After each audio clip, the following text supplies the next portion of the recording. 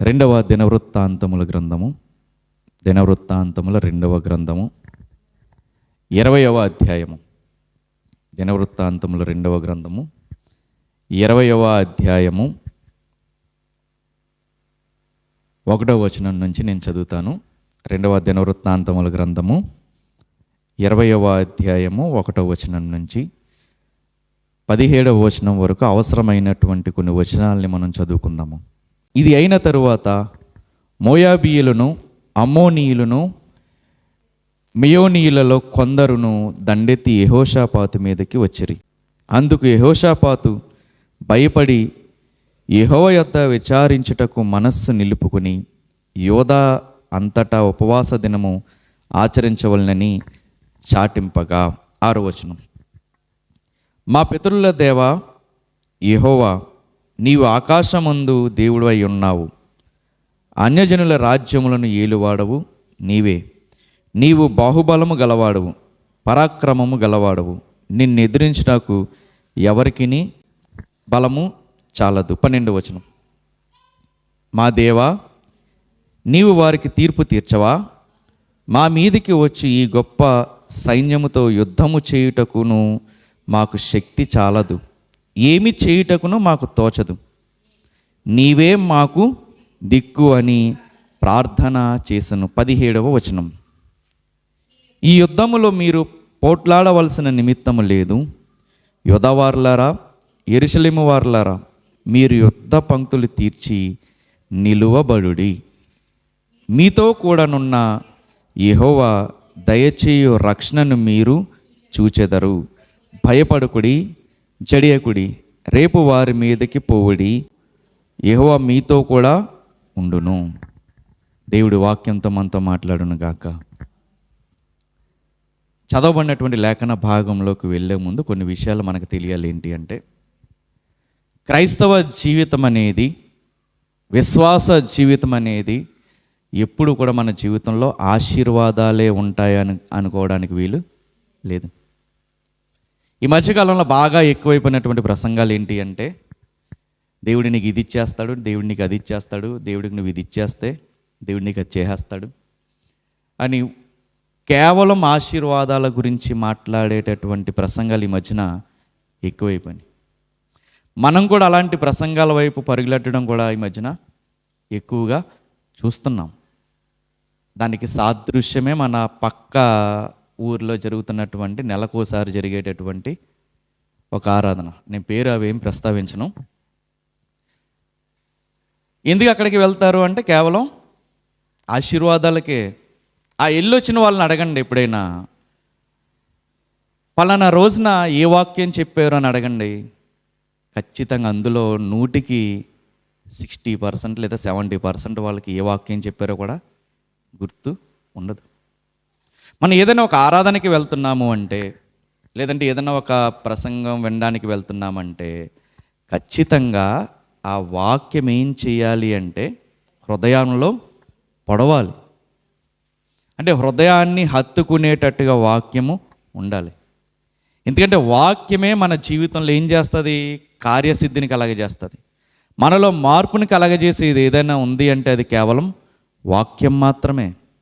వేరేది ఏది కూడా మనలో మార్పుని కలుగా చేయదు.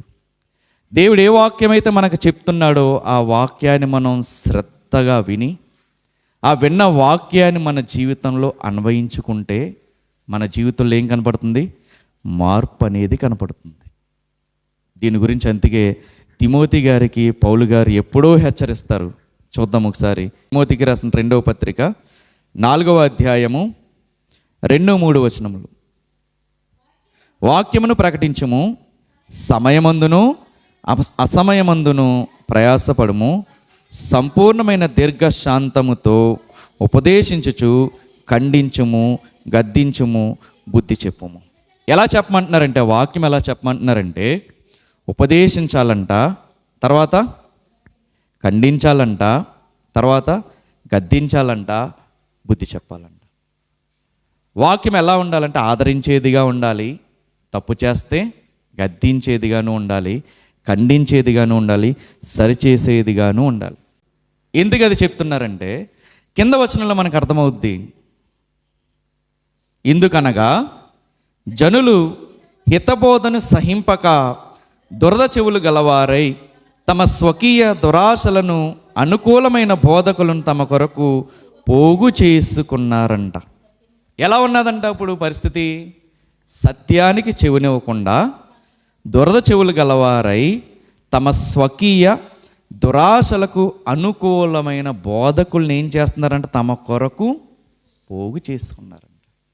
తర్వాత సత్యమునకు చెవినివ్వక కల్పనా కథల వైపునకును తిరుగు కాలము వచ్చును.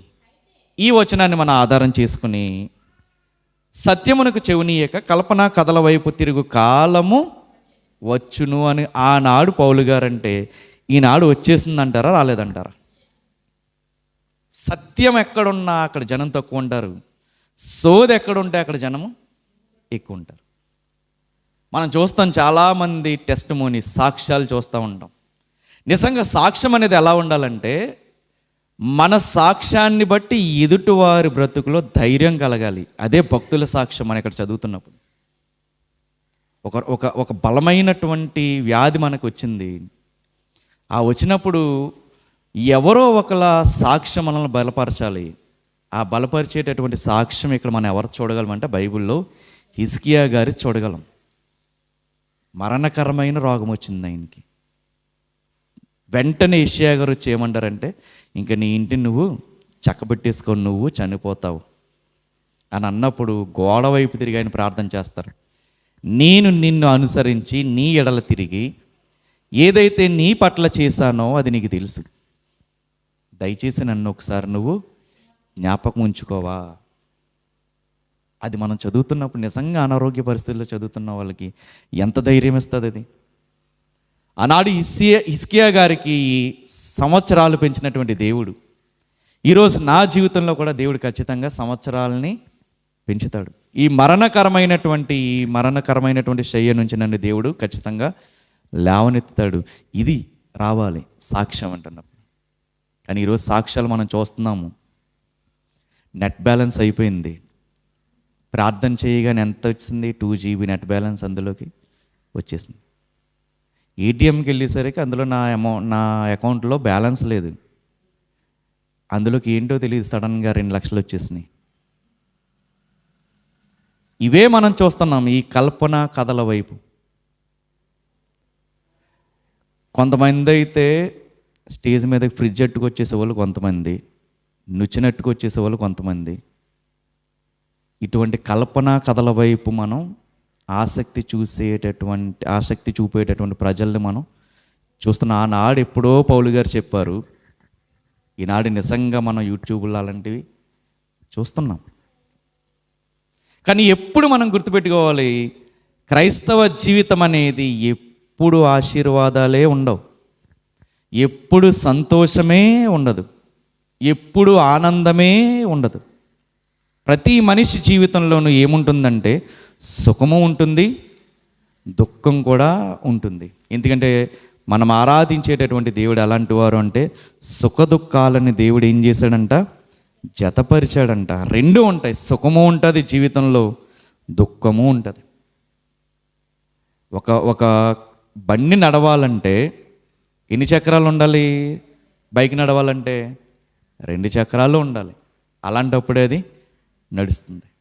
అంటే మన జీవితం కూడా నడవాలంటే ఏముండాలి? మన జీవితంలో సుఖము ఉంటుంది, ఖచ్చితంగా దుఃఖము కూడా ఉంటుంది. అది క్రైస్తవ జీవితం. ఒక క్రైస్తవుడిగా మనము ఆశీర్వాదాలు ఉంటాయి, ఒక్కొక్కసారి మనకు తెలియకుండా మన జీవితంలో బాధాకరమైనటువంటి సంఘటనలు కూడా చోటు చేసుకునే పరిస్థితులు ఉంటాయి. ఎందుకు దేవుడు అటువంటి పరిస్థితుల్లోకి మనకు తీసుకువెళ్తారు? ఎందుకు మనల్ని బాధల గుండా దేవుడు మనల్ని ప్రయాణింపచేస్తాడు అంటే యాకోబు గారు చెప్తారు. 1వ అధ్యాయము, యాకోబు పత్రిక 1వ అధ్యాయము 2వ వచనం. యాకోబు పత్రిక 1వ అధ్యాయము 2వ వచనం. 1వ అధ్యాయము 2వ వచనం. నా సహోదరులారా, మీ విశ్వాసమునకు కలుగు పరీక్ష ఓర్పును పుట్టించినని ఎరిగి మీరు నానా విధములైన శోధనల్లో పడినప్పుడు అది మహా ఆనందమని ఎంచుకొనుడి. ఎప్పుడైతే మనం శోధనల్లో పడుతున్నామో ఆ శోధనలు అనేవి మన జీవితానికి ఏమిస్తుందంటే ఆనందాన్ని ఇస్తున్నట్టుగా మనం ఎంచుకోవాలి. ఎందుకంటే ఏదైతే మనకు కలుగుతుందో ఆ బాధ, మన పరీక్ష, మనకు కలుగుతున్నటువంటి పరీక్ష మనకి ఏం పుట్టిస్తుంది, ఓర్పుని పుట్టిస్తుంది. ఏదైనా మన జీవితంలో కొన్ని కార్యాలు జరగకపోవడాన్ని బట్టి, ఏవైనా కొన్ని కార్యాలు జరగకపోతుంటే మనకు అది ఏం నేర్పుతుందంటే ఎలా వెయిట్ చేయాలో నేర్పుతుంది. ఏదైనా ఒక సందర్భాన్ని బట్టి మనం ఎలా దేవుని యందు నిరీక్షణ కలిగి ఉండాలో ఆ పరిస్థితి మనకి నేర్పుతూ వస్తుంది. అందుకనే విశ్వాసం ఏది కలగజేస్తుందంటే ఓర్పుని కలగజేస్తుంది. ఇక్కడ మనం చూసుకున్నటువంటి సందర్భం కూడా అదే. వద్దాం, దినవృత్తాంతముల రెండవ గ్రంథము 20వ అధ్యాయంలో మనం చూసిన సందర్భం అదే. దేవుడు పాలు తేనెలు ప్రవహించేటటువంటి దేశానికి తీసుకొచ్చిన తర్వాత అక్కడ జరుగుతున్నటువంటిది ఏంటి అంటే ఇంక మన లైఫ్ అంతా హ్యాపీ అన్నట్టుగా లేదు. అక్కడ మన జీవితంలో కూడా ఒక్కొక్కసారి జీవితంలో కొన్ని పోరాటాలు మనకు ఎదురవుతూ ఉంటాయి. అప్పుడు మనం అర్థం చేసుకోవాలి ఏంటంటే, ఇదిగో దేవుడు నా పట్ల ఏదో ఒక క్లాస్ తీసుకుంటున్నాడు, నాకేవో నేర్పాలనుకుంటున్నాడు. ఒకవేళ మన జీవితంలో ఆర్థికంగా గనక మనము ఇబ్బందులు పడుతూ ఉంటే మరలా దేవుడు క్లాస్ తీసుకుంటున్నాడు. ఆ క్లాసులో పాఠం ఏంటి అంటే మన కుటుంబంలో ఉన్నటువంటి ఆర్థికపరమైన పరిస్థితుల్ని ఎలా మనం నిర్వహించాలి. అంటే మన కుటుంబంలోకి ఆదాయం ఎంత, తర్వాత ఖర్చు ఎంత, ఇవన్నిటిని ఎలా మనము అంచనా వేసుకోవాలనేటటువంటి పాఠాన్ని దేవుడు మనకి నేర్పాలనుకుంటున్నాడు. కుటుంబంలో ఏదైనా అనారోగ్యం ఏలుబడి చేస్తుంటే మరలా దేవుడు మనకు పాఠాన్ని నేర్పాలనుకుంటున్నాడు. ఏంటంటే స్వస్థపరిచి యెహోవాను నేనే అనేటటువంటి పాఠాన్ని మనకి నేర్పాలనుకుంటున్నాడు. ఆర్థికంగా నలిగిపోతుంటే ఎలాగ మనకు వచ్చేటటువంటి ఇన్కమ్ని ఎలా నిర్వహించుకోవాలో దేవుడు నేర్పుతున్నాడు. మన ఖర్చు ఎంత, మన ఆదాయం ఎంత అన్నటువంటి బేరీజు వేసుకునేటటువంటి పాఠాన్ని దేవుడు నేర్పాలనుకుంటున్నాడు. అనారోగ్యంగా ఉంటే ఇదిగో స్వస్థపరిచి యెహోవాని నేనే. ప్రేమకు నోచుకోకపోతుంటే, జీవితంలో సమాధానమే లేకపోతుంటే ఇదిగో సమాధానానికి అధిపతి నేనే అనేటటువంటి పాఠాన్ని దేవుడు నేర్పాలనుకుంటున్నాడు. ఈ అన్ని సందర్భాలలో దేవుడు ఏకంగా చెప్పేటటువంటి ఒకే ఒక్క మాట, క్రైస్తవ జీవితంలో ప్రధాన పాఠాలలో ముఖ్యమైనటిది ఏంటి అంటే, ఏది మన ఎదురుగుండా ఉన్నా నిర్భయంగా ఎటువంటి చలనం లేకుండా అలా నిలబడిపోయి ఉండడం. సమస్యలు వచ్చినా, ఇబ్బందులు వచ్చినా, అవమానాలు వచ్చినా, శత్రువులందరూ కలిసి మన మీద దాడి చేస్తున్న దేవుడు అంటున్నాడు, నిలబడిపోవాలి, నిలబడాలి, ఎదుర్కొని నిలబడాలి, నిశ్చలంగా నిలబడాలి. అదే ఇక్కడ మనం చూస్తున్నాం. 17వ వచనం అదే చెప్తుంది. 20వ అధ్యాయం 17వ వచనం.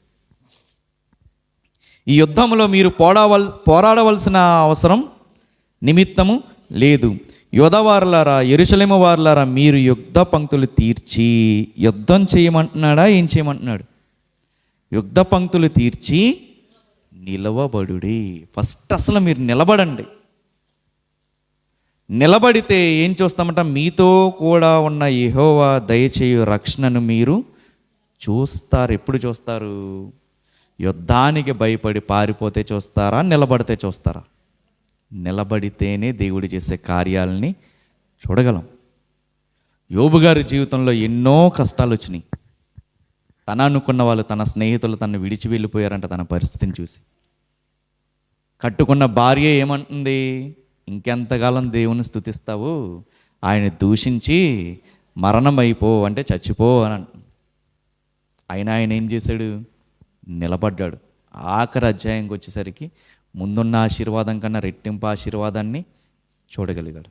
ఎప్పుడు ఇది సాధ్యమైందంటే యోబు గారు నిలబడ్డారు కాబట్టే సాధ్యమైంది. యెహోషువ మోషే గారి తర్వాత నాయకత్వాన్ని వహిస్తూ ఇశ్రాయేల్ జనాంగాన్ని నడిపిస్తున్నప్పుడు ఎదురుగుండా యొర్దాను నది వచ్చింది. అలా నిలబడిపోయాడు. దేవుడు ఆ యొర్దాను నదిని 2 పాయలుగా చేసి 6 నెలల మీద వాళ్ళు నడిచేటట్టుగా చేశారు. ఇశ్రాయేలుని నడిపిస్తున్నటువంటి మోషే గారికి ఎదురుగుండా ఎర్ర సముద్రం అడ్డొచ్చింది. తూర్పు గాలి చేత దాన్ని ఏం చేశాడు దేవుడు? 2 పాయలుగా విడగొట్టేశాడు. ఎప్పుడు ఇదంతా సాధ్యమైంది? నిలబడినప్పుడే సాధ్యమైంది. ఇక్కడే వీళ్ళకి ఎదురైనటువంటి కష్టం ఏంటి అంటే, కొంతమంది యుద్ధానికి వస్తున్నారు. ఇశ్రాయేలుకి యుద్ధం ఏమి కొత్త కాదు. కానీ ఇక్కడ ఉన్నటువంటి రాజు యెహోషాపాతుకి ఏమైంది? 3వ అధ్యాయంలో భయపడిపోయాడు. ఆల్రెడీ యుద్ధానుభవం ఉండి యుద్ధాలు వాళ్ళకి ఏమీ కొత్తే కాదు. ఆయన ఏమవుతున్నారు? భయపడుతున్నారు. భయపడిన వెంటనే ఈయన చేసిన మొట్టమొదటి అద్భుతమైన పని ఏంటి అంటే, అందరినీ పిలిచాడు. పిలిచి వారి మధ్యలో నిలబడి మనందరం ఉపవాసాలు ఉండాలి. ఎందుకంటే ఈసారి మన మీదకి దండెత్తి వచ్చే వాళ్ళు ఎంతమంది? 20వ అధ్యాయం 1వ వచనం, దినవృత్తాంతములు 2వ గ్రంథం 20వ అధ్యాయం వచనం. ఇది అయిన తరువాత ఎంతమంది వస్తున్నారు చూడండి. మోయాబీలు వస్తున్నారు, అమ్మోనీయులు వస్తున్నారు, మెయోనీయులు వస్తున్నారు. ఎంతమంది ఇప్పుడు? 3 దండెత్తి వస్తున్నారు. 3 కలిసిపోయారు. కలిసిపోయి వీళ్ళ దగ్గరికి వస్తున్నప్పుడు ఇన్ఫర్మేషన్ అందిస్తున్నారు 2వ వచనంలో, పలానా చోట ఉన్నారు వీళ్ళు అని. వెంటనే ఈయనకి భయమేసి ఏం చేశారంటే, దేవుడికి ప్రార్థించడం మొదలుపెట్టారు. అందరినీ సమకూర్చి ఏమంటున్నారు? ఉపవాస దినాన్ని మనం ఇప్పుడు పాటించాలి అని దేవుడికి తన పరిస్థితిని అంతటిని కూడా ఏం చేశారు? దేవుడికి అప్పగించేసి ఏమంటున్నారంటే, ఒక అద్భుతమైన మాట 12వ వచనంలో, మా దేవా, నీవు వారికి తీర్పు తీర్చవా? మా మీదకు వచ్చి ఈ గొప్ప సైన్యముతో యుద్ధము చేయుటకు మాకు శక్తి చాలదు, ఏమి చేయుటకు మాకు తోచట్లేదు, నీవే మాకు దిక్కు అని ఏం చేశారు? ప్రార్థన చేశారు. ఎలా అయిపోయిందంటే, ఇంకా మేమేమీ చేయలేము, నీకు ప్రార్థన మాత్రమే చేయగలం. ఎందుకంటే 3 సైన్యం దండెత్తి వస్తుంది. పైగా ఇదేమన్నా వాళ్ళ స్వాస్థ్యం అంటే కాదు, నీవు మాకిచ్చిన స్వాస్థ్యం మీద మరలా మాతో యుద్ధం చేయడానికి 3 గుంపులు వస్తున్నాయి, మాకేం చేయాలో తోచట్లేదు. కష్టాల్లో ఉన్నప్పుడు మన పరిస్థితి కూడా అంతే. ఒక్కొక్కసారి ఏం చేయాలో ఏమీ అర్థం కాదు. పొరపాటున ఏదన్నా ఒకటి చేద్దాం అనుకునేసరికి వేరే వైపు నుంచి మరలా మనకేమొస్తుంది? బాధ వచ్చేటటువంటి పరిస్థితులు ఉంటాయి. ఈ ప్రార్థన చేస్తున్నప్పుడు ఆ ప్రార్థనా సమయంలో ఒక ఆయన మీదకి యెహోవా ఆత్మ బలంగా వచ్చి వాలిన తర్వాత ఆయన ఒక మాట అంటున్నారు 14వ వచనంలో, అప్పుడు మత్తన్యాకు పుట్టిన యెహీయేలు కుమారుడైన బెనయాకు జననమైన జకర్య కుమారుడును ఆసాపు సంతతి వాడును లేవీయుడునగు యహజీయేలు సమాజములో ఉండెను. యహజీయేలు మీదకి ఇప్పుడు ఏమొచ్చిందంటే యెహోవా ఆత్మ వచ్చింది. ఆ యెహోవా ఆత్మ అతని మీదకి వచ్చిన తర్వాత 2 వార్తలు చెప్తున్నాడు ఆయన. ఒకటేమో గుడ్ న్యూస్, ఇంకోటేమో బ్యాడ్ న్యూస్.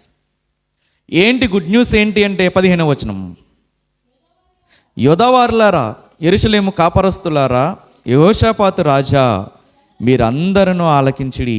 యెహోవా సెలవిచ్చినది ఏమనగా, ఈ గొప్ప సైన్యమునకు మీరు భయపడకుడి, జడేకుడి, యుద్ధము మీరు కాదు దేవుడే జరిగించును. ఇది గుడ్ న్యూస్.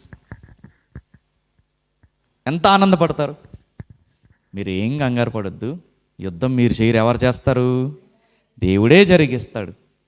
వెంటనే వాళ్ళ జీవితంలో అక్కడ పరిస్థితుల్లో బ్యాడ్ న్యూస్ ఏంటంటే, రేపు వారి మీదకి పోవుడి. యుద్ధం ఎవరు జరిగిస్తారు?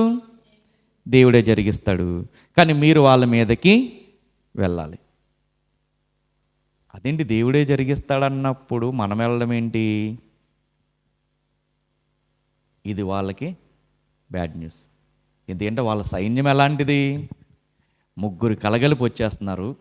ఆ 3 కలగలిపి వచ్చేస్తున్నప్పుడు మనం వాళ్ళని ఎదిరించగలమా అనేటటువంటి భయమే కదా వీళ్ళలో ఉంది.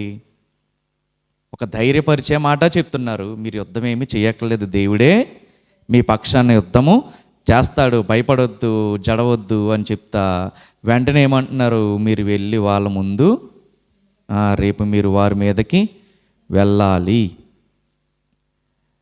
17వ వచనం, మీరు యుద్ధంలో పోట్లాడవలసిన నిమిత్తము లేదు, కానీ మీరు యుద్ధ పంక్తుల్ని తీర్చి నిలబడాలి. దేవుడు అంటాడు, మనం ఆరాధించేటటువంటి దేవుడు ఎలాంటి వారంటే శత్రువుని అణచేసేటటువంటి దేవుడు, నీకోసం యుద్ధాన్ని చేసేటటువంటి దేవుడు. అన్ని దారులు ఒకవేళ మూసుకుపోతే ఏదో ఒక మార్గాన్ని నీ కొరకు చేసేటటువంటి దేవుడు. దేవుడు అంటున్నాడు, నేనే యుద్ధం చేస్తాను, కానీ నువ్వు వెళ్ళి యుద్ధంలో నిలబడాలి. నేనే నీకు మార్గాన్ని తెరుస్తాను, కానీ నువ్వు వెళ్ళి యుద్ధంలో నిలబడాలి. నేనే నీ శత్రువును ఓడిస్తాను, కానీ నువ్వు మాత్రం యుద్ధంలో నిలబడాల్సిందే. నువ్వు యుద్ధం చేసినా చేయకపోయినా ఖచ్చితంగా భయం అనేది ఉండకూడదు. అడుగు వేసి ఆ యుద్ధంలో నిలబడాలి. ఒకవేళ ఈరోజు నీ జీవితంలో ఏ కష్టం నిన్ను నిలబడి చేస్తున్నా, ఏ తప్పుడు ఆరోపణలు నీ క్యారెక్టర్ మీద పడుతున్నా, అబద్ధాలు చెప్పేటటువంటి పెదవులు నిన్ను నిలబడి చేస్తున్న దేవుడు అంటున్నాడు, నువ్వు వారి మధ్యలో ఖచ్చితంగా నిలబడవలసిందే. నిన్ను చూసి, నీ ఎదుగుదలను చూసి తట్టుకోలేక నీ వెనకాల గోతులు తవ్వుతున్న వారు ఉంటే వారి మధ్యన నువ్వు నిలబడాల్సిందే. ఒకవేళ నువ్వు నాశనమైపోవడం చూసి నీ శత్రువు తప్పట్లు కొడుతున్నా, ఆనందపడుతున్నా, నువ్వు ఇబ్బందులు పడతాను చూసి ఆనందపడుతున్నా, నువ్వు వారి మధ్యన నిలబడవలసిందే. ప్రశ్న ఏంటంటే, అంతమంది వ్యతిరేకులున్నా, అంతమంది సైన్యము యుద్ధం చేయడానికి రెడీగా ఉన్నా, నీవే యుద్ధం చేస్తావని మాట ఇచ్చినప్పుడు నేనెందుకు ఆ యుద్ధంలో నిలబడాలి? ఇది సాధారణంగా మనకు వచ్చేటటువంటి డౌట్. ఇదిగో నువ్వు యుద్ధం చేస్తానన్నావు, నా శత్రువులను అణచేస్తానన్నావు, ఇక నేనెందుకు యుద్ధంలో నిలబడాలి అని నువ్వు కోరుకుంటున్నావు? అడుగుదాం దేవుణ్ణి, ఎందుకు దేవా నేను యుద్ధంలో నిలబడాలి నువ్వే యుద్ధం చేస్తున్నప్పుడు అంటే, మొట్టమొదట ఆయన చెప్తాడు, నువ్వు యుద్ధంలో నిలబడితే నీ శత్రువుల స్వభావం ఏంటో నీకు తెలుస్తుంది. నువ్వు కష్టాల మధ్యలో నిలబడితే నీ చుట్టూ ఉన్నటువంటి నీ బంధువర్గంలో ఉన్నటువంటి వాళ్ళ స్వభావము తెలుస్తుంది. నువ్వు బాధల్లో ఇబ్బందులు ఎదుర్కొని నిలబడితే ఆ తీవ్రత ఏంటో నీకు తెలుస్తుంది. ఎవడెలాంటి వాడో తెలియాలంటే చెప్పాలి, మనం నిలబడి చూడాలి. అప్పుడు ఎవడెలాంటి వాడో మన జీవితంలో తెలుస్తుంది. ఇక్కడ ఎందుకు చేయమన్నారంటే, ఎందుకు దేవుడు నిలబడమన్నాడంటే 10వ వచనం చూడండి. 10వ వచనం, ఇశ్రాయేలీయులు ఐగుప్తులో నుండి వచ్చినప్పుడు నీవు వారిని అమ్మోనీయులతోనూ మోయాబీయులతోనూ షేయిరు మన్యవాసులతోనూ యుద్ధము చేయనవలేదు. ఎవరు చేయనవలేదు వాళ్ళతో యుద్ధం? దేవుడు చేయనవలా. ఎవరెవరితోనూ? అమ్మోనీయులతోనూ మోయాబీయులతోనూ. ఎవరు చేయనవలేదు? దేవుడే చేయనవలా. ఇశ్రాయేలుని నడిపిస్తున్నప్పుడు ఎవరైతే అడ్డం వచ్చారో వాళ్ళందరినీ సంహరించడానికి దేవుడు సహాయం చేశారు. కానీ ఏమన్నారంటే వీళ్ళతో, వాళ్ళని మాత్రం మీరు టచ్ చేయొద్దు. తర్వాత మాట,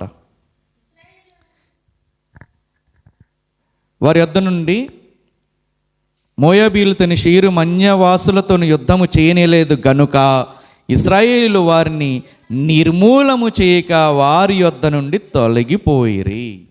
ఇదిగో నువ్వు వద్దన్నావు కాబట్టి మేము వాళ్ళని సంహరించలేదు. సంహరించకుండా కామ్గా వాళ్ళ ఎదురు నుంచి మేము వెళ్ళిపోయాం.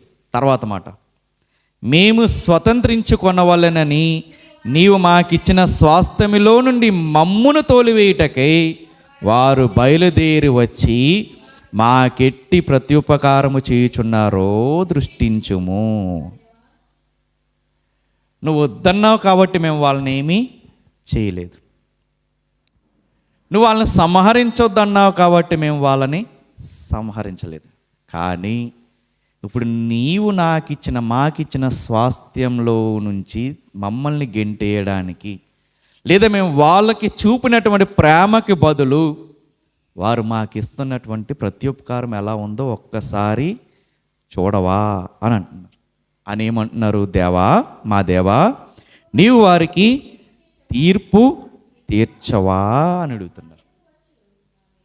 అసలు ఎంత వీళ్ళకి హెల్ప్ చేశారంటే ఇశ్రాయేలీలు, దేవుడు వాళ్ళకి ఏ హాని కలగజేయొద్దన్నారు. చూద్దాం ఒకసారి ద్వితీయోపదేశ కాండము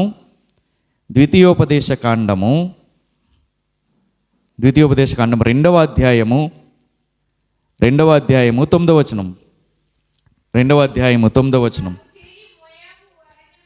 మనము తిరిగి మోయాబు అరణ్య మార్గమున ప్రయాణము చేయుచుండగా యెహోవా నాతో ఇట్లనెను. దేవుడు అంటున్నాడంటే ఏమని? మోయాబీయులను బాధింపవద్దు, వారితో యుద్ధము చేయవద్దు. లోతు సంతానమునకు 6 దేశమును స్వాస్థ్యముగా ఇచ్చి తిని వారి భూమిలో ఏదియు నీకు స్వాస్థ్యముగా ఇవ్వను. ఎవరు చెప్పారు ఈ మాట? దేవుడు అంటున్నారు. వాళ్ళని బాధించొద్దు, వాళ్ళతో యుద్ధము చేయొద్దు. ఇప్పుడు కనికరాన్ని ఎవరు చూపించారు? దేవుడు చెప్పారని చెప్పి ఇశ్రాయేలీయులు వారితో యుద్ధం చేయలేదు, వాళ్ళని ఏమీ ఇబ్బంది పెట్టలేదు, పక్క నుంచి వెళ్ళిపోయారు. 19వ వచనం, 18, 19 కలిపి ఉంటాయి. అమ్మోనీయుల మార్గమున వెళ్ళినప్పుడు వారిని బాధింపవద్దు, వారితో యుద్ధము చేయవద్దు.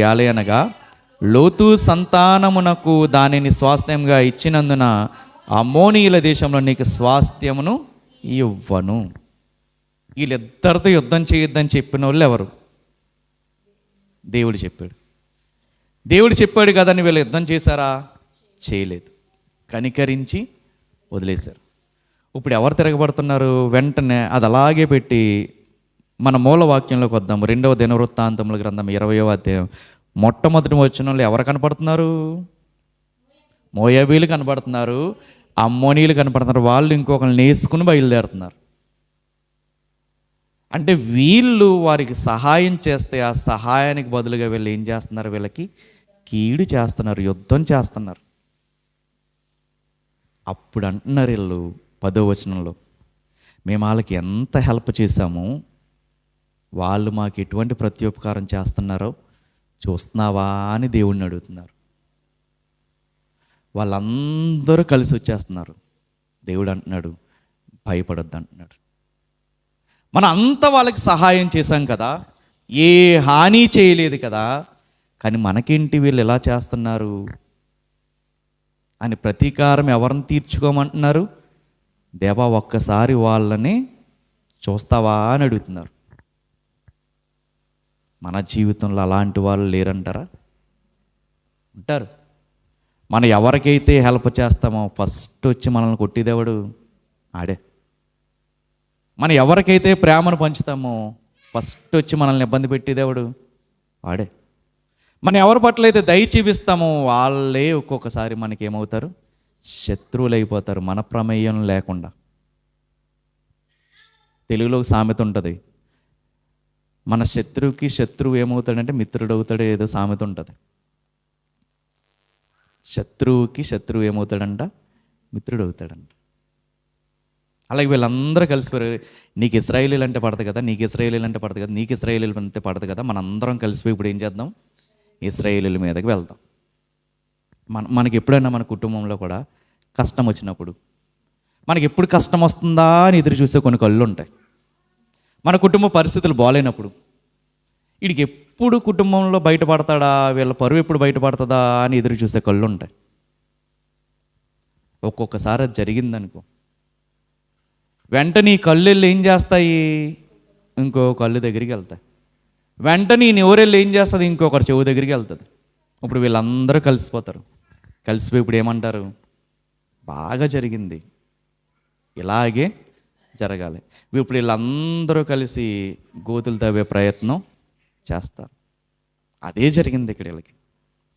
మా ఒక్కడ వాళ్ళు వెళ్తే వాళ్ళని ఎక్కువ బాధ పెట్టలేము కాబట్టి నువ్వు కూడా కలిసి ఇంకో 2 మాట్లాడినావు అనుకో, ఏమవుద్ది?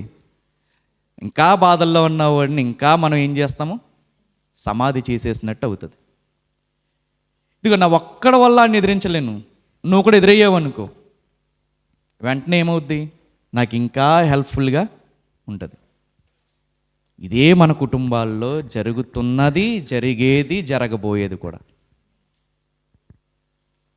అందుకని కొన్ని భక్తుల జీవితాలు, ఆ సందర్భాలు దేవుడు మనకు రాయించి పెడతాడు. ఇది ఈరోజు నీ జీవితంలో ఏదైతే జరుగుతుందో అదే ఆటోమేటిక్గా ఆల్రెడీ ఒకరి జీవితంలో జరిగింది. ఆ జరిగినప్పుడు వారికి దేవుడు ఎలా సహాయపడ్డాడో అదే భక్తుల సాక్ష్యం. అదే మనం మొదట మాట్లాడుకున్నది. ఈరోజు ఏది నువ్వు అనుభవిస్తున్నావు? అవమానాలే నీ జీవితంలో ఉన్నాయా? అలాంటి అవమానాలు మనం ఆరాధించే యేసుక్రీస్తు వారి జీవితంలో లేవా? ఉన్నాయి. నిందలే ఉన్నాయా? ఆనాడు యేసుక్రీస్తు వారిని కన్నటువంటి మరియమ్మ గారి జీవితంలో లేవా? ఉన్నాయి. ఈరోజు నీ చుట్టూ ఉన్న వాళ్ళే ప్రేమించడానికి బదులుగా నిన్ను ద్వేషిస్తున్నారా? ఇంకో సొంత అన్నలు యేసుక్రీస్తు వారిని ఏం చేశారు? ఫస్ట్ ద్వేషించారు. సొంత తమ్ముళ్ళు యేసుక్రీస్తు వారిని ఏం చేశారు? ద్వేషించారు. అవన్నీ మనకు ముందే ఎందుకు రాయించారంటే మనల్ని దేవుడు ధైర్యపరచడానికి. ఇదిగో ఆనాడు భక్తులు ఏ బాటలో అయితే వెళ్ళారో ఆ బాటలో వెళ్తున్నప్పుడు వారి జీవితంలో ఏవైతే వచ్చినాయో మన జీవితంలో కూడా అవే వస్తాయి. ఆ వచ్చినప్పుడు ఖచ్చితంగా దేవుడు మనకి సహాయంగా ఉంటాడు.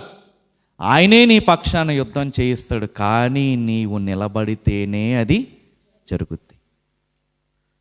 నువ్వు భయపడి వెనకడిగేస్తే దేవుని మహిమను మనం ఎన్నటికీ కూడా చూడలేం. దేవుడు అంటున్నాడు, నేను నీ పక్షాన ఉన్నాను, అసలు నీకు విరోధి ఎవడు? నేను నీ పక్షాన యుద్ధాన్ని చేస్తుంటే నీ ఎదురుగుండా నిలబడేది ఎవడు? నీకెదురవుతున్నటువంటి ప్రతి కష్టము, ప్రతి అవమానము, నిద్రలేనటువంటి పరిస్థితులు మేలు కొరకే కానీ కీడు కొరకు కాదు. అన్ని సమస్తమును సమకూడి నీ జీవితంలో జరుగుతున్నాయి, నీకు కీడు చేయడానికి కాదు. దావీదు గారి జీవితంలో 27వ కీర్తన 1వ వచనం, 27వ కీర్తన 1వ వచనం.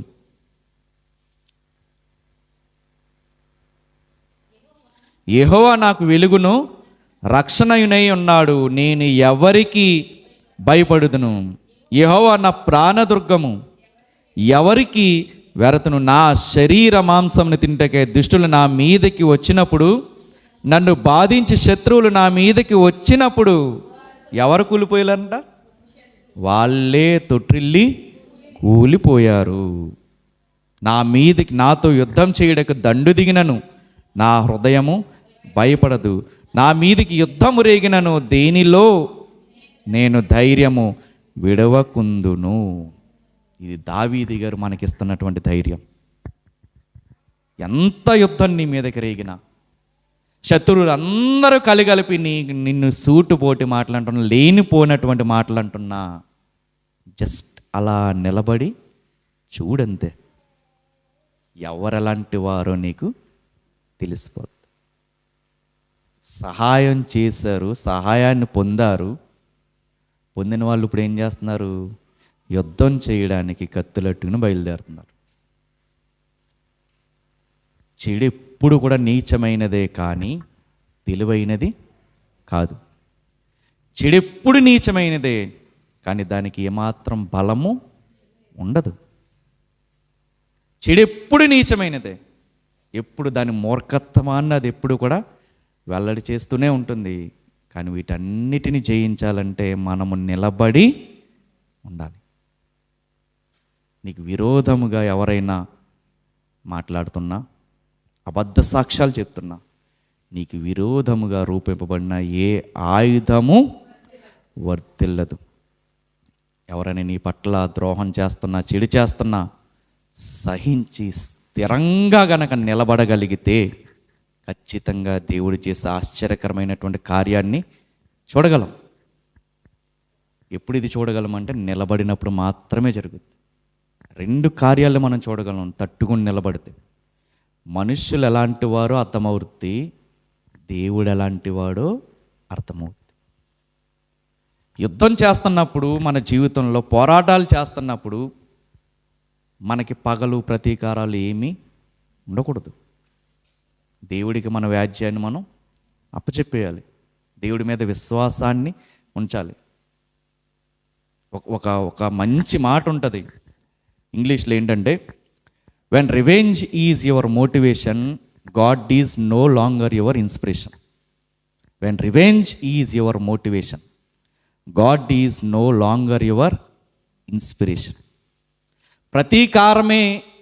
ప్రతీకారం చేయడం నీకు ప్రేరణ అయినప్పుడు దేవుడు నీకు స్ఫూర్తిగా ఉండడు. ఎవరికన్నా నీకు హాని తలపెట్టిన వాడికి నువ్వు హాని తెరపెట్టాలి అంటే చర్యకి ప్రతిచర్య చేయాలని నువ్వు ఆలోచిస్తున్నప్పుడు దేవుడు నీకు ఇన్స్పిరేషన్, స్ఫూర్తిదాయకం కాదు. అది దేవుని స్ఫూర్తి కాదు. దేవుడు ఇచ్చేటటువంటి ఇన్స్పిరేషన్ ఎలా ఉంటుంది అంటే, విశ్వాసం ఏమంటుందంటే, ఎవడేమనుకుంటాడో అనుకొని నా దేవుడు అన్నీ చూస్తున్నాడు. ఎవరికి ఏ సమయంలో జీతం ఇచ్చే బాధ్యత ఎవరిది? దేవుడిదే. ఎవరి క్రియలకు తగిలినటువంటి ప్రతిఫలాన్ని దేవుడే ఇస్తాడు. నిలబడి మనం నుంచున్నప్పుడు యుద్ధంలో 2 కార్యాలు మనం చూస్తాం. ఏంటంటే అది మనుషులు ఎలాంటి వారు అర్థమవుద్ది, దేవుడు ఎలాంటి వాడు మనకి అర్థమవుద్ది. రెండవది ఏంటి అంటే, యుద్ధం మన జీవితంలో ఉన్నప్పుడు, యుద్ధం ఎదురుగుండా ఉన్నప్పుడు మనం మంచి స్థలాలలోనే ఉండాలి. దేవుడు ఉండమన్నటువంటి స్థలాల్లోనే ఉండాలి. దేవుడు ఎక్కడ ఉండమంటున్నాడో చూద్దాం. 16వ వచనం 2వ దినవృత్తాంతముల గ్రంథం 20వ అధ్యాయం 16వ వచనం. రేపు వారి మీదకి పోవుడి, వారు జీజు అను ఎక్కుడు మార్గమున వచ్చెదరు. మీరు ఎరువేలు అరణ్యము ముందరనున్న వాగు కొన దగ్గర వారిని కలుసుకుందరు. ఈ యుద్ధంలో మీరు పోట్లాడవలసిన నిమిత్తము లేదు. యోధావార్లారా, యెరూషలేము వార్లారా, మీరు యుద్ధ పంక్తులు తీర్చి నిలువబడుడి. మీతో కూడా యెహోవా దయచేయు రక్షణను మీరు చూచెదరు. భయపడుకుడి, చెడేకుడి. రేపు వారి మీదకి పోవుడి, యెహోవా మీతో కూడా ఉండును. ఎప్పుడు ఉంటారంటే వాళ్ళ మీదకి వెళ్తున్నప్పుడు, లేదా అక్కడ నిలబడిపోయి ఉన్నప్పుడు దేవుడు మనకి తోడుగా ఉంటాడు. ఎక్కడ ఉండమంటున్నారంటే, ఒక వాగు కొన దగ్గర మీరు వాళ్ళని కలుసుకుంటారు. అక్కడ ఉంటేనే ఈ కార్యం జరుగుద్దని ఎవరి ద్వారా చెప్తున్నారంటే, యహజీయేలు ద్వారా దేవుడు పలికిస్తున్నాడు. ఏం చేయాలి అన్నది చెప్తున్నారు. ఆ స్థలంలో ఉంటేనే దేవుడు చేసే కార్యాన్ని చూడగలం. మనం కూడా దేవుడు మనం నిలబడి యుద్ధం మన పట్ల దేవుడు జరిగిస్తాడన్నప్పుడు దేవుడు ఉండమన్నటువంటి స్థలంలోనే ఉండాలి. ఏం చెప్పాడు దేవుడు? ఏ స్థలంలో ఉండమన్నాడు? ఎవరైనా నిన్ను ద్వేషిస్తే దేవుడు ఏమన్నాడు? నిన్ను ద్వేషించేవారు కొరకు ఏం చేయమన్నారు? ప్రార్థన చేయమన్నారు. హింసించేవారు కొరకు ఏం చేయమన్నారు? ప్రార్థన చేయమన్నారు. ఇప్పుడు నీ స్థలం ఏంటి? ప్రార్థనా స్థలం. ఆ స్థలంలో ఉంటేనే కార్యం జరుగుద్ది. ఎవరైనా నీ మీద విషం చిమ్ముతూ ఉంటే దేవుడు అంటున్నాడు, దయ చూపించు, నేను నీకు దయ చూపిస్తాను, సహాయం చేస్తానని అంటున్నారు. ఇప్పుడు మనం చూపించవలసినటువంటిది ఏంటి? దయ చూపించాలి. ఎవరైనా మన పట్ల అబద్ధాలు పలుకుతున్నారు, సత్యం పలకట్లేదు, కానీ మనము సత్యం వైపు నిలబడితే దేవుడు ఖచ్చితంగా సహాయం చేస్తాడు. ఎవరైనా మన పట్ల అసహ్యం చూపిస్తున్నారు, కానీ మనం వారి పట్ల ఏం చూపించాలి? దయ, ప్రేమ చూపించాలి. అంటే ఆ స్థలాలలో ఉంటే మన చుట్టూ ఉన్న మనుషులు మనల్ని ప్రేమించినా ప్రేమించకపోయినా మనం ఏ ప్రేమను పంచాలి? దేవుడు మనకి ఏదైతే ప్రేమను చూపించాడో అదే ప్రేమని, అదే దయని పంచేటటువంటి స్థలాలలో మనము నిలబడాలి. అప్పుడే దేవుడు చేసే అద్భుతమైన కార్యాలని చూడగలం. అలా నిలబడకుండా, దేవా నాకు పట్ల నువ్వు యుద్ధం చేస్తానన్నావు, ఎప్పుడు చేస్తావు, నేను కత్తి కూడా రెడీ చేసుకున్నానంటే దేవుడు రాడు. ఆయన ఉండమన్న స్థలం, ఆయన చూపించమన్నటువంటి పరిస్థితులు మనం చూపించగలిగితే దేవుడు మన పట్ల కార్యాన్ని చేస్తాడు. ఎందుకు నిలబడాలి అంటే, మనుషులు ఎలాంటి వారో అర్థమవుద్ది, దేవుడు ఎలాంటి వారో అర్థమవుద్ది.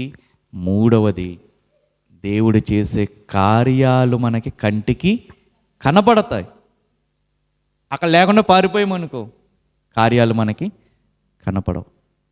దేవుడు చేయమన్న పనులు కొంచెం కష్టంగాను, ఇబ్బందిగాను, భయాన్ని రేకెత్తించేవిగాను ఉంటాయి. కానీ అల్టిమేట్గా విజయం ఎవరిది? దేవుడు నిలబెట్టినటువంటి వ్యక్తిదే. ఇంతమంది జనం వస్తున్నారు, ఇంతమంది వస్తున్నప్పుడు దేవుడు అంటున్నాడు, మీరు యుద్ధ పంక్తులు తీర్చి యుద్ధం ఏం చేయక్కర్లేదు, ఏం చేయాలి? నిలబడండి. ఫస్ట్ నిలబడితే నేను మీతో ఉంటాను, మీ చేత నేను యుద్ధాన్ని చేయిస్తాను. మీరు సొంతంగా చేయాల్సిన పని ఏమీ లేదు. ఎప్పుడైతే నిలబడ్డారో 23వ వచనంలో మన అద్భుతమైనటువంటి కార్యాన్ని మనం చూడగలం. అమోనీయులను మోయాబీయులను శేయీరు మన్య నివాసులను బొత్తిగా చంపి నిర్మూలము చేయవలనని పొంచియుండి వారి మీద పడ్డారు. వారు శేయీరు కాపురస్తులను కడముట్టించిన తర్వాత చూడండి, తమలో ఒకరినొకరు చంపుకొనుటకు మొదలుపెట్టారు. ఎలా స్టార్ట్ అయ్యారు వీళ్ళు? నీకు ఇశ్రాయేలీలు అంటే పడదు కదా, నాతో కలిసిపో.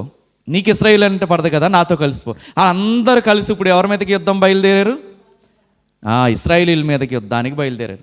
కానీ విచిత్రం ఏంటి, వాళ్ళల్లో వాళ్ళు ఇప్పుడు చంపేసుకుంటున్నారు. ఇదే జరుగుద్ది లైఫ్లో కూడా. ఈరోజు కష్టం మన కుటుంబంలో ఉన్నప్పుడు, మనశ్శాంతి కుటుంబంలో కరువైనప్పుడు, మన జీవితంలో చోటు చేసుకున్న పరిస్థితులను బట్టి కొంతమంది గుంపు ఫామ్ అవుతారు. మన చుట్టూరు కొన్ని గుంపులు ఫామ్ అవుతాయి. ఎందుకు? మన గురించి మాట్లాడుకోవాలి కాబట్టి ఆ గుంపులు ఫామ్ అవుతాయి. ఆ ఫామ్ అయిన తర్వాత మనం అలా నిలబడిపోతాయి. ఇప్పుడు ఎవరెవరికి మధ్యలో గొడవలు వచ్చేస్తాయి? వాళ్ళ మధ్యన వాళ్ళకే మరలా అదే చేస్తాడు దేవుడు. మనం వాళ్ళతో గొడవ పెట్టుకోవాల్సిన అవసరం లేదు. ఎవరు న్యాయం తీరుస్తారు? దేవుడే వాళ్ళకి తీర్పు తీరుస్తాడు. వెళ్ళి వాళ్ళని చంపలా, వాళ్ళల్లో వాళ్ళే కొట్టేసుకున్నారు. అదే ఇక్కడ మనం చూస్తున్నాము. చూద్దాం. యోధావారు 24వ వచనం. యోధావారు అరణ్యమందున్న కాపరుల దుర్గము దగ్గరకు వచ్చి సైన్యము తట్టు చూడగా వారు శవములై నేల పడి ఉండిరి, ఒక్కడును తప్పించుకోలేదు. ఈరోజు ఎవ్వరు మన మీదకి రేగుతున్నా యుద్ధం జరిగించేది ఎవరు? దేవుడే. ఎంత ఆనందం అంటే 29వ వచనం. ఇశ్రాయేలీయుల శత్రువులతో యెహోవా యుద్ధము చేసినని దేశముల రాజ్యముల వారందరూ వినగా దేవుని భయము వారందరి మీదకి వచ్చెను. కష్టం వచ్చినప్పుడేమో భయపడింది యెహోషాపాతు. కష్టం తీరేక భయపడుతుంది చుట్టూ ఉన్న రాజ్యాలు. ఏమర్థమై ఉంటుంది వాళ్ళకి? ఇది ఇశ్రాయేలీలతో యుద్ధం చేయడం మన వల్ల కాదు. వాళ్ళకి ఎవరు తోడున్నారు? దేవుడే తోడున్నాడు. మన కుటుంబాన్ని కూడా, మన కుటుంబం గురించి కూడా అలా అనుకునే రోజులు ఖచ్చితంగా దేవుడు త్వరలోనే ఇవ్వబోతున్నాడు. ఆ కుటుంబానికి దేవుడు తోడుగా ఉన్నాడు కాబట్టి ఈరోజు ఆ ఉన్నతమైన స్థితిలో ఉండగలిగింది. ఆ కుటుంబానికి దేవుడు తోడై ఉన్నాడు కాబట్టి ఎన్ని శ్రమలు వచ్చినా దేవుడు వాటి నుంచి దాటించి ఉన్నతంగా నిలవబెట్టాడు.